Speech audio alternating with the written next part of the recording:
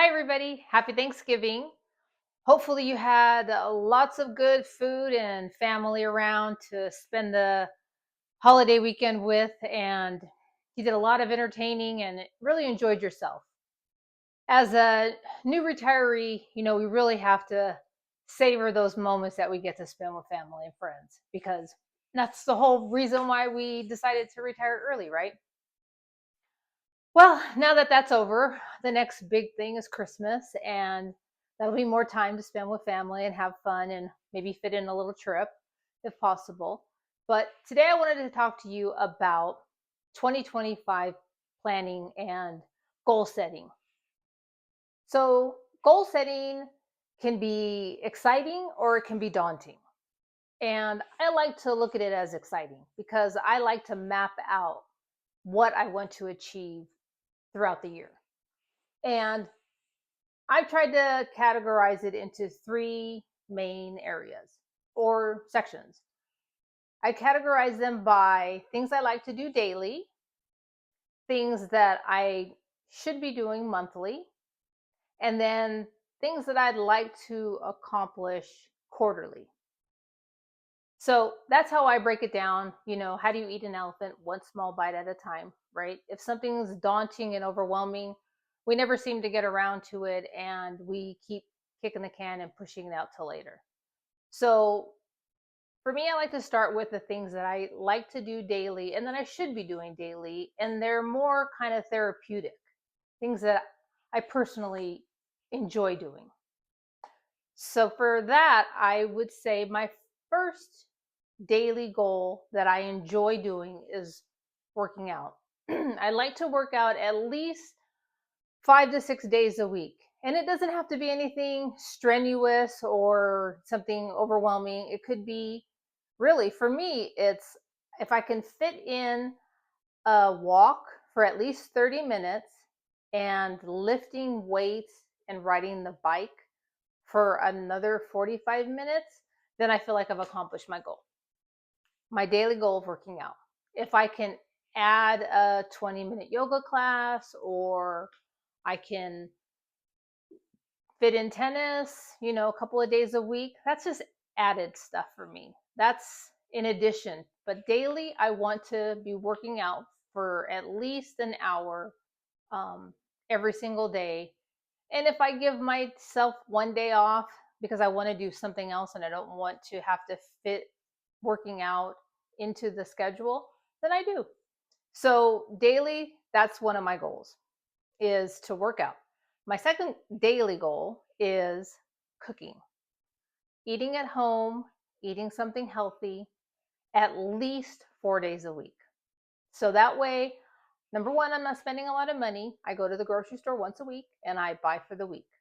And so I like to have salads. So for me, it's pretty easy. My husband's a little bit more into the meats and stuff. So, that tends to be more of a meal.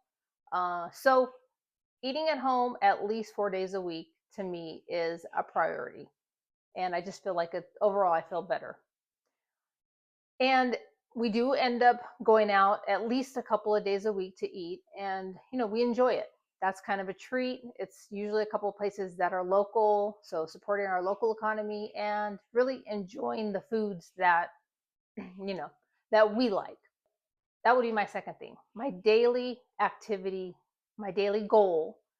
And then my third daily goal is to read at least 30 minutes. So usually I like to do this at nighttime. I'm winding down. I have a book that I'm interested in reading. I try to pick one book. If I only read 30 minutes a day, then it's taking me a while to get through the book. So, but there's no rush. I'm not in any rush. So that's my third daily activity. My monthly goals are things that I have to do, and I enjoy them, but it's more of I have to prioritize like a designated time to sit down and do them because they're a little bit more detailed. For example, monthly, I like to look at my expenses. I like to make sure that all of my expenses are logged in my spreadsheet so that I have a running balance and I know where I stand. if I need to contribute more to my HSA, or, for me, it's more a matter of maintaining my expense, because I need to make sure I fall under the threshold of the Affordable Care Act.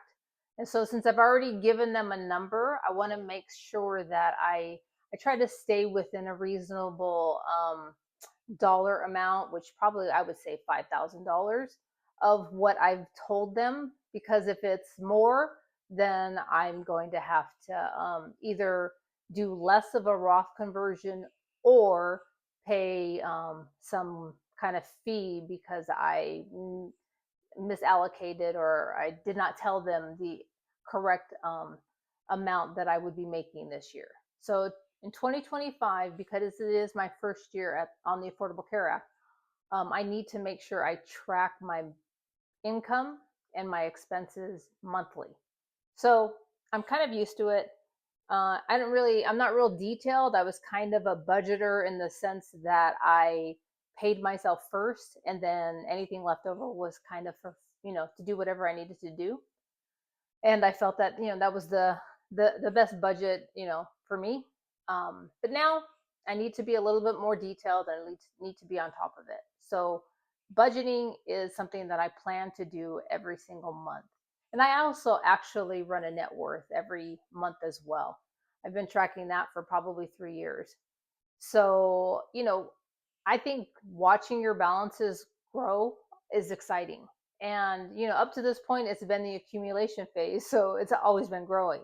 So it'll be interesting to see how this year comes out, and whether or not I end up coming out ahead, or, something happens and I spend more than I anticipated. But time will tell. My other monthly goal that I'm going to be holding myself accountable to is one project a month. So it could be as simple as clearing out one of the cars that we have, the trunk, and making sure it's all cleaned out. It could be something like, going through my closet and clearing out stuff and donating it. And there's a variety of things, and I know we all have a ton of things like that we can spend hours on. And so I'm going to make sure I prioritize and do at least one bigger kind of tasks like that every month. So that would be my monthly goals. Now, for my quarterly goals, I want to take a trip. I want to do something. The whole reason why I retired early was so I could travel. I love traveling. I love seeing new places. I love eating new food, going to new experiences, the relationships you build with whoever you're traveling with. That is, to me, the purpose of life.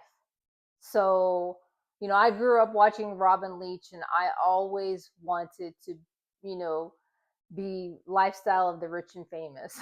And so this is my version, obviously not so rich, obviously not so famous, but it's just the mystery of travel is so amazing. And I've loved travel ever since I was young. So that's going to be a priority for me quarterly, to do something, whether it's a staycation, or it's a quick flight somewhere to go visit someone, or a new location I haven't been to. But I'm open, so I'll be planning in 2025 to every single quarter to go do something. I already have, I think, 3 trips planned for 2025, so I only need one more. But we end up doing a lot of staycations, so I really enjoy that. And then my other quarterly activity is going to be to challenge myself to learn something new. Could be something tech, because I love tech. So learning how to use a certain feature on my computer, or something like that. Something where it's something new, something I don't know, and could be formal. There's a community college right down the street from me, and so I might end up taking a class. But I like to keep my mind moving, and so I'd like to make sure that quarterly I am learning something new. So that's how I separate my goals into dailies, into monthly and quarterlies. And at the end of the year, I feel like I've had a nice full year of things that are important to me. And it's not so overwhelming that I feel like I'm back at work.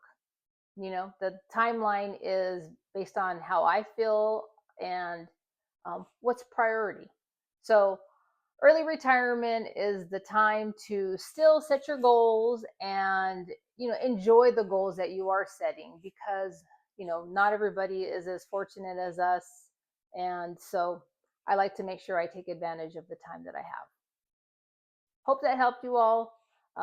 Subscribe if you're interested in my type of topics. I would love to have you on my list of friends that I've met through this new channel. And so enjoy, and we'll talk soon. Bye.